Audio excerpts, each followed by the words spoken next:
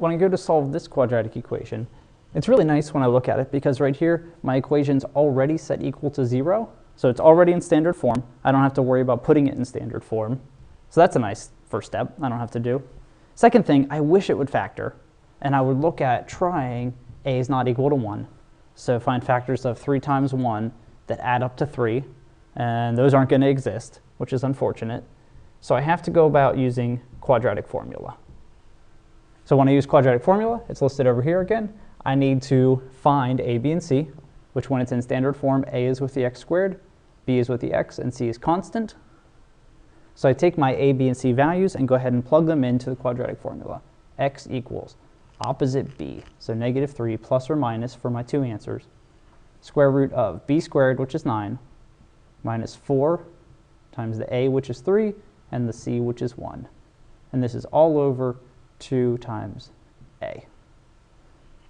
I always suggest going through and getting this number right here, the discriminant, the number underneath the square root, down to just one number first, simplifying that expression.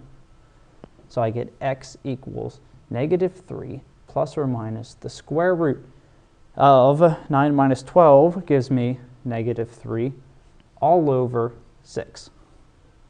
And this is where you would think that I could go ahead and just reduce from here, here, and here.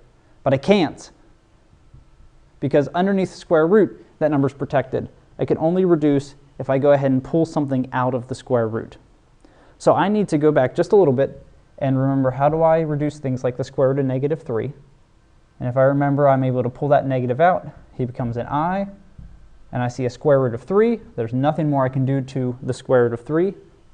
So if I continue on with my problem, I can go ahead and replace the square root of negative 3 with I root 3. And that's all over 6. And again, it looks like something should reduce. But remember, I'm only allowed to reduce if I reduce from 3 places at the same time. The two numbers and the number that's out front of the square root. And in this case, there is no number except the 1 out front of the square root. So there's nothing I can reduce. All I could do here with my answers is I could write them individually if I want. So I get negative 3 plus I root 3 over 6. He's one of my answers. And my other answer would be negative 3 minus I root 3 over 6. And there's a little simplifying I could do if I split these into 2 fractions, but I'm just going to leave my 2 answers like this. And just notice my 2 answers involve I, or imaginary numbers, so they're not even real solutions. This quadratic way back here had no real solutions. No real numbers would make him true. The only numbers that make him true are imaginary, and it's these two right here. One thing just to notice for fun, these two guys are conjugates.